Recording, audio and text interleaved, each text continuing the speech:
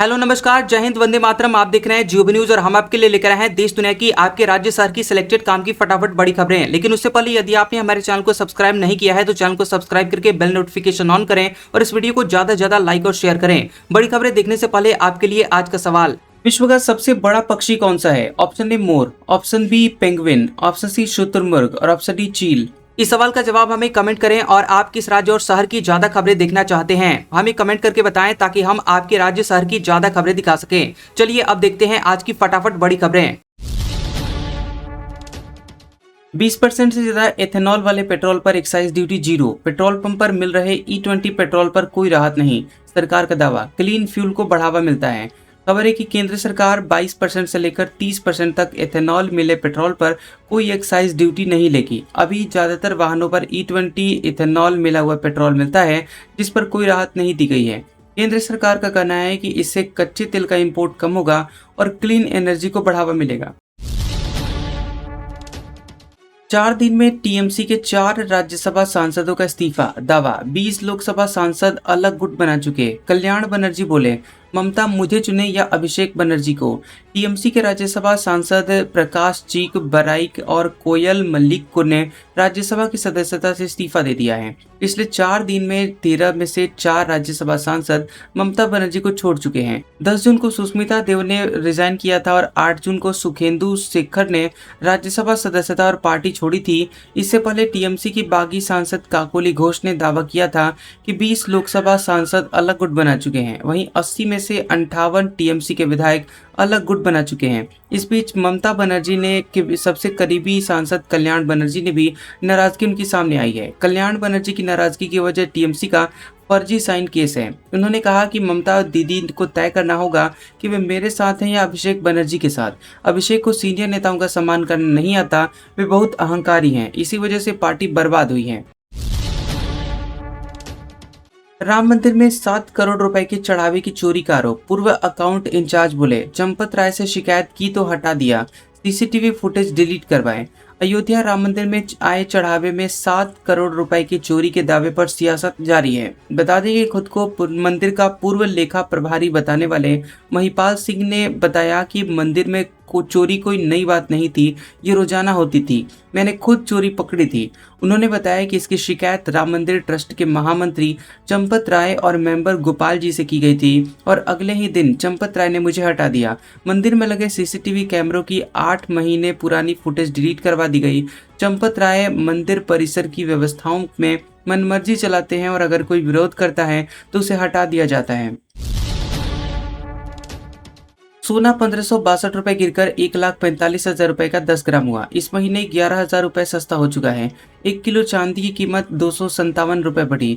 सोने के दाम में 11 जून को गिरावट है। India Boolean and jewellers association IBJA के मुताबिक 10 ग्राम 24 कैरेट सोने के दाम 1562 रुपए गिरकर 1,45,000 रुपए हो गए हैं और 31 मई को सोना 1,56,000 रुपए पर था, यानी कि 11 दिन में ही ये 11,000 रुपए सस्ता हो चुका है। वहीं 1 किलो चांदी की कीमत 257 रुपए बढ़कर 2,33,000 रुपए पर पहुंच गई है। मुंगेर से भागलपुर की दूरी 70 किलोमीटर 1 घंटे में पहुंचेंगे। 124 किलोमीटर लंबी मिर्जा चौक ग्रीनफील्ड 4 लेन सड़क का 70% काम पूरा। उत्तराखंड पश्चिम बंगाल आना जाना होगा आसान। 124 किलोमीटर लंबी मुंगेर मिर्जा चौकी ग्रीनफील्ड 4 लेन सड़क का 70% निर्माण कार्य पूरा हो चुका है। जुलाई तक ये पूरी तरह तैयार रखने का लक्ष्य रखा गया है और संभव है कि अगस्त में इस सड़क को आम लोगों के लिए खोल दिया जाएगा। मुंगेर से भागलपुर की करीब 70 किलोमीटर की दूरी तय करने में 2 से 3 घंटे लगते हैं और इस सड़क के बन जाने के बाद यह सफर महज 1 घंटे में पूरा हो सकेगा। निशांत और पवन सिंह बने MLC, सभी 10 कैंडिडेट्स निर्विरोध चुनाव जीते। खतरे में दीपक प्रकाश का मंत्री पद। बिहार विधान परिषद की 10 सीटों पर नामांकन करने वाले सभी कैंडिडेट्स निर्विरोध MLC चुन लिए गए हैं। निशांत कुमार और पवन सिंह भी अब MLC होंगे और इन सीटों के लिए कुल 10 उम्मीदवारों ने ही नामांकन दाखिल किया था, जिसमें बीजेपी की तरफ से 4, JDU की तरफ से 4, एलजेपीआर से एक और आरजेडी से एक कैंडिडेट थे। दीपक प्रकाश को एनडीए ने एमएलसी नहीं बनाया है, उनका मंत्री पद खतरे में गिरता हुआ नजर आ रहा है। बीजेपी ने पवन सिंह को कैंडिडेट बनाया था। भाजपा की तरफ से एमएलसी उम्मीदवार बनाए जाने के बाद भोजपुरी स्टार पवन सिंह ने बाहुबली अनंत सिंह से मुलाकात की और पवन सिंह अनंत सिंह के पटना वाले घर पहुंचे और उनसे बातचीत की। इस दौरान अनंत सिंह पवन सिंह को छोड़ने के लिए घर से बाहर तक आए। तेजस्वी यादव बोले, निशांत को शिक्षा मंत्री इंजीनियर बनाएंगे। लालू का 79वां जन्मदिन। बेटी रागिनी ने कहा, सम्राट को जेल से निकाला, वो घर से निकाल रहे हैं। आरजेडी सुप्रीमो और बिहार के पूर्व मुख्यमंत्री लालू प्रसाद यादव का 79वां जन्मदिन मनाया गया। राबड़ी आवास में उन्होंने परिवार के साथ 79 पाउंड का केक काटा। राजद सुप्रीमो को जन्मदिन की बधाई देने की बड़ी संख्या में उनके कार्यकर्ता राबड़ी आवास पर पहुंचे। लालू यादव राबड़ी देवी का हाथ पकड़कर आवास से बाहर निकले और कार्यकर्ताओं से मुलाकात की। अपने हाथ से कार्यकर्ताओं को खाना भी परोसा। मीडिया से बातचीत में तेजस्वी यादव ने निशांत की डिग्री पर तंज कसा। तेजस्वी ने कहा कि शिक्षा मंत्री अब निशांत को इंजीनियर बनाएंगे और दरअसल निशांत को लेकर जदयू नेता पहले कहते थे कि वो इंजीनियर हैं, लेकिन एमएलसी के हलफनामे में निशांत ने खुद को 12वीं पास बताया है। सुल्तानपुर में 2 युवकों से जबरन जय श्री राम बुलवाया, धमकाया। हिंदुस्तान में रहते हुए नारे नहीं लगा सकते, 25,000 रुपए भी छीन लिए। सुल्तानपुर में 2 युवकों से जबरन बीच सड़क पर जय श्री राम के नारे लगवाए गए। युवक प्रतापगढ़ से बाइक से जा रहे थे, तभी 6 से 7 लोगों ने उन्हें रोक लिया। उनके साथ गाली गलौज और मारपीट भी की। फिर कहा कि तुम लोग हिंदुस्तान में रहते हुए जय श्री राम के नारे नहीं लगा सकते, बोलो जय श्री राम। इन लोगों ने पीड़ितों से 25,000 रुपए और ड्रिल मशीन भी छीन ली। इस पूरी घटना का वीडियो भी सामने आया जो 2-3 दिन पुराना है। इस घटना के बाद से दोनों युवकों की तबीयत बिगड़ गई थी और इसके साथ ही दोनों की शर्म की वजह से पुलिस के पास शिकायत करने भी नहीं पहुंचे। फीफा वर्ल्ड कप में पहली बार बिलियनियर फुटबॉलर खेलते हुए दिखेंगे। रोनाल्डो सबसे अमीर खिलाड़ी, दूसरे नंबर पर मेसी, दोनों की नेटवर्थ $1 बिलियन से ज्यादा है। फीफा वर्ल्ड कप में इस बार पहली बार बिलियनियर खिलाड़ी खेलते हुए नजर आएंगे। फॉर्ब्स ने फीफा वर्ल्ड कप 2026 में भाग लेने वाले सबसे अमीर खिलाड़ियों की लिस्ट जारी की है। इसमें पुर्तगाल के star footballer Cristiano Ronaldo top पर हैं, वहीं अर्जेंटीना के कप्तान लियोनेल मेसी दूसरे नंबर पर हैं। रोनाल्डो और मेसी दोनों की ही नेटवर्थ $1 बिलियन यानी करीब 9,530 करोड़ रुपए से ज्यादा है। फॉर्ब्स के मुताबिक वर्ल्ड कप के टॉप 11 खिलाड़ियों ने टूर्नामेंट शुरू होने से पहले 12 महीने में कुल $950 बिलियन यानी करीब 9,050 करोड़ रुपए की कमाई की है। ट्रंप की धमकी, आज रात ईरान पर सबसे बड़ा हमला करेंगे, खार्ग आइलैंड हमारा होगा, वेनेजुएला की तरह तेल गैस पर कब्जा करेंगे। अमेरिकी राष्ट्रपति ट्रंप ने ईरान पर हमले की नई धमकी दी है। ट्रंप ने कहा कि अमेरिका गुरुवार रात ईरान पर बड़ा हमला करेगा। उनका दावा है कि ईरान की ज्यादातर सैन्य ताकत पहले ही कमजोर हो चुकी है। ट्रंप ने यह भी कहा कि आने वाले दिनों में अमेरिका ईरान के सबसे बड़े oil export centre Kharg island और दूसरे अहम तेल और गैस ठिकानों पर वेनेजुएला के जैसे कब्जा करेगा और खार्ग आइलैंड को ईरान के तेल निर्यात का सबसे बड़ा सेंटर माना जाता है। वहीं ओमान के पास भारतीय नाविकों वाले जहाजों पर अमेरिकी हमलों को लेकर भारत ने कड़ा विरोध दर्ज कराया है। विदेश मंत्रालय ने कहा कि अमेरिकी नौसेना ने भारतीय क्रू वाले तीसरे जहाज MT जलवीर पर भी हमला किया और इस पर सवार सभी 20 भारतीय सुरक्षित हैं और उन्हें निकालने का काम जारी है। MP भाजपा ने तीनों राज्यसभा सीटें निर्विरोध जीती। राहुल गांधी बोले, मीनाक्षी का नामांकन रद्द होना सीट चोरी। दिग्विजय ने कहा, इसमें सुप्रीम कोर्ट भी शामिल है। मध्य प्रदेश में भाजपा ने तीनों राज्यसभा की सीटों पर निर्विरोध जीत दर्ज की है और चुनाव आयोग ने पार्टी उम्मीदवार रजनीश अग्रवाल, तरुण चूग और महेश केवट को निर्वाचन सर्टिफिकेट दे दिया है। इससे पहले सुप्रीम कोर्ट ने कांग्रेस उम्मीदवार मीनाक्षी नटराजन का नामांकन रद्द होने के खिलाफ पार्टी की याचिका पर सुनवाई शुक्रवार तक के लिए टाल दी थी। मामले पर चुनाव आयोग ने भी कोई फैसला नहीं दिया है। वहीं दिल्ली में कांग्रेस अध्यक्ष मल्लिकार्जुन खड़गे और राहुल गांधी की मौजूदगी में हुई बैठक में इस कार्यक्रम को लेकर भाजपा और चुनाव आयोग पर सवाल उठाए गए हैं। राहुल गांधी ने कहा कि भाजपा और चुनाव आयोग की जुगलबंदी ने सीट चोरी की है। कांग्रेस उम्मीदवार का नामांकन मामूली आपत्ति पर खारिज कर दिया गया, जबकि भाजपा समर्थित उम्मीदवार को त्रुटियां सुधारने का मौका दिया गया। चुनाव आयोग ने 2 उम्मीदवारों के साथ अलग अलग व्यवहार किया और कांग्रेस की आपत्तियों का जवाब भी नहीं दिया। दिल्ली हाईकोर्ट ने न्यूज क्लिक पर ईडी की कार्रवाई रद्द की। कहा, कार्रवाई स्वतंत्र और निष्पक्ष पत्रकारिता पर शक्तियों का मनमाना दुरुपयोग था। दिल्ली हाईकोर्ट ने न्यूज क्लिक और उसके संस्थापक संपादक प्रवीर पुरकायस्थ के खिलाफ विदेशी फंडिंग केस में आर्थिक अपराध शाखा ईओडब्ल्यू की एफआईआर और ईडी की मनी लॉन्ड्रिंग जांच रद्द कर दी है। जस्टिस नीना बंसल कृष्णा ने कहा कि यह कार्रवाई स्वतंत्र और निष्पक्ष पत्रकारिता पर शक्तियों का मनमाना हमला और दुरुपयोग थी और जांच एजेंसियां ठोस साक्ष्य के बिना व्यापक जांच करती रही। एफआईआर में लगाए आरोपों को सही मान लेने पर भी धोखाधड़ी और भरोसा तोड़ने का आपराधिक केस नहीं बनता, इसलिए एफआईआर जारी रखना कानून का घोर दुरुपयोग था। कोर्ट ने कहा कि धोखाधड़ी के मामले में कोई ऐसा पक्ष होना चाहिए जिससे धोखा हुआ। इस मामले में कोई शिकायत ही नहीं थी। नीट री एग्जाम, संसदीय समिति ने चीन अमेरिका से सीखने की नसीहत दी। चीन बोला, हमने बिना गड़बड़ी के 1.3 करोड़ छात्रों की परीक्षा करवाई, देश एकजुट हुआ।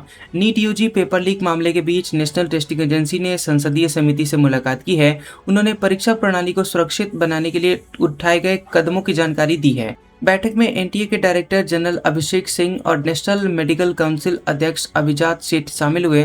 समिति के सदस्यों ने सुझाव दिया कि हमें अमेरिका और चीन जैसे देशों से सीखना चाहिए। वहां बिना किसी शिकायत के परीक्षाएं होती हैं।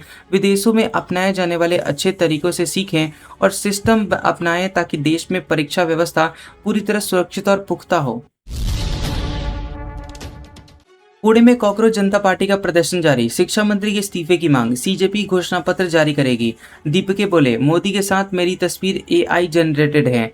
कॉकरोच जनता पार्टी सीजेपी शिक्षा मंत्री धर्मेंद्र प्रधान के इस्तीफे की मांग को लेकर पुणे में प्रदर्शन कर रही है और Savitribai Phule Pune university SPPU campus में सैकड़ों छात्र और समर्थक पोस्टर बैनर लेकर जुटे हुए हैं। प्रदर्शन में सीजेपी फाउंडर अभिजीत दीपके और जलवायु कार्यकर्ता सोनम वांगचुक भी पहुंचे। पार्टी थोड़ी देर में घोषणा पत्र जारी की और इसमें पेपर लीक रोकने, समय पर रिजल्ट घोषित करने, भर्ती और प्रवेश परीक्षाओं में पारदर्शिता बढ़ाने और परीक्षा एजेंसियों को जवाबदेही तय करने जैसे मुद्दे होंगे।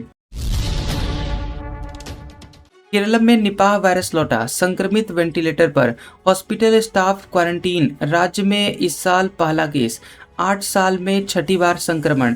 केरल में इस साल निपाह वायरस का पहला केस मिला है। इसकी जानकारी सामने आई है गुरुवार को। मरीज 43 साल का है और कोझिकोड का रहने वाला है। राज्य सरकार ने रिपोर्ट पॉजिटिव आने के बाद पूरे प्रदेश में हाई अलर्ट जारी कर दिया है। मरीज को हल्का बुखार आने पर प्राइवेट हॉस्पिटल में भर्ती किया गया था, बाद में कोझिकोड मेडिकल कॉलेज भेज दिया गया। उसकी हालत गंभीर है और वो वेंटिलेटर पर है। स्वास्थ्य मंत्री के मुरलीधरन ने कहा कि मरीज कई लोगों के संपर्क में आया था और अस्पताल के स्टाफ और उसके संपर्क में आए संभावित लोगों को क्वारंटीन करने को कहा गया है। फिलहाल घबराने की जरूरत नहीं है। मानसून बिहार पहुंचा, 8 दिन में 17 राज्य कवर, 2-3 दिन में झारखंड छत्तीसगढ़ पहुंचेगा। यूपी बिहार में आंधी और बिजली गिरने से 9 लोगों की जानें गई। मानसून ने बिहार में भी एंट्री कर ली है और तेलंगाना और आंध्र प्रदेश में भी ये आगे बढ़ गया है। 4 जून को केरल में एंट्री के बाद से मानसून 8 दिन में 17 राज्यों तक पहुंच चुका है और अगले 2-3 दिनों में उत्तर प्रदेश, छत्तीसगढ़, झारखंड और ओडिशा पहुंचने की संभावना है। बिहार के 11 जिलों में सुबह से आंधी बारिश हो रही है। खगड़िया में बिजली गिरने से 5 लोगों की जान चली गई और 4 लोग झुलस गए। पटना, बक्सर, सुपौल समेत 5 जिलों में घने बादलों से अंधेरा छा गया। लोगों को गाड़ियों की लाइट जलाकर चलना पड़ा। यूपी में आंधी से एक पेट्रोल पंप की छत उखड़ गई और चित्रकूट में 4.5 करोड़ रुपए के ऑडिटोरियम की छत उड़ गई। बरेली, इटावा, सीतापुर और फिरोजाबाद में आंधी तूफान से 4 लोगों की जानें गई हैं। पंजाब के मानसा में तेज आंधी के दौरान लोहे का गेट गिरने से 9 साल के बच्चे की जान चली गई। इधर गुजरात को छोड़कर बाकी के सभी राज्यों में प्री मानसून का असर है। दिल्ली में खराब मौसम के चलते 2 फ्लाइट जयपुर डाइवर्ट करनी पड़ी। राजस्थान के कई इलाकों में आंधी के साथ ही बारिश हुई है। मध्य प्रदेश, उत्तर प्रदेश, बिहार, पंजाब, दिल्ली और पश्चिम बंगाल में भी बरसात हुई है। सुप्रीम कोर्ट बोला, गृहिणियों के काम की कीमत 30,000 रुपए महीना जितनी, उन्हें होम मेकर नहीं नेशन बिल्डर कहें, वे परिवार की नींव मजबूत करती हैं। सुप्रीम कोर्ट ने ऐतिहासिक फैसले में कहा है कि सड़क हादसे में गृहिणियों की मौत होने पर उनके द्वारा की जाने वाली परिवार की देखभाल और घरेलू काम की कीमत कम से कम 30,000 रुपए प्रति महीना, 3,60,000 रुपए सालाना मानी जाएगी। जस्टिस संजय करोल और न्यायाधीश एन कोटेश्वर सिंह की बेंच ने कहा, यह रकम प्रणय सेठी मामले में तय अन्य सभी मुआवजा नियमों के अलावा होगी और घर संभालने वाली महिलाओं को राष्ट्र निर्माता यानी नेशन बिल्डर का दर्जा मिलना चाहिए। उनके काम की तुलना किसी पेशेवर से करके उनकी योगदान को कम नहीं आंकना चाहिए। दरअसल कोर्ट का ये फैसला नवंबर 2001 में हरियाणा में सड़क हादसे में जान गए गृहिणी की मौत के मामले में सुनवाई पर आया है। सड़क हादसे के मुआवजे मामले की सुनवाई करने वाले motor accident claim tribunal MACT में अक्सर गृहिणियों के योगदान का मूल्यांकन करना चुनौती होता है। इसी को ध्यान में रखते हुए सुप्रीम कोर्ट ने ये व्यवस्था दी है। आज का सुविचार, विचार ऐसे रखो कि तुम्हारे विचारों पर भी किसी को विचार करना पड़े। कैसा लगा ये वीडियो हमें कमेंट सेक्शन में जरूर बताएं। वीडियो पसंद आया हो तो वीडियो को लाइक और शेयर करें और ऐसी इंटरेस्टिंग वीडियोस देखने के लिए हमारे चैनल GOB न्यूज को सब्सक्राइब करें और बेल आइकॉन को दबाएं। और हमारे ओल्ड और लेटेस्ट वीडियोस देखने के लिए हमारे प्लेलिस्ट और कम्युनिटी टैब को जरूर चेक करें। तो मिलते हैं अगले वीडियो में, तब तक के लिए आपका शुक्रिया।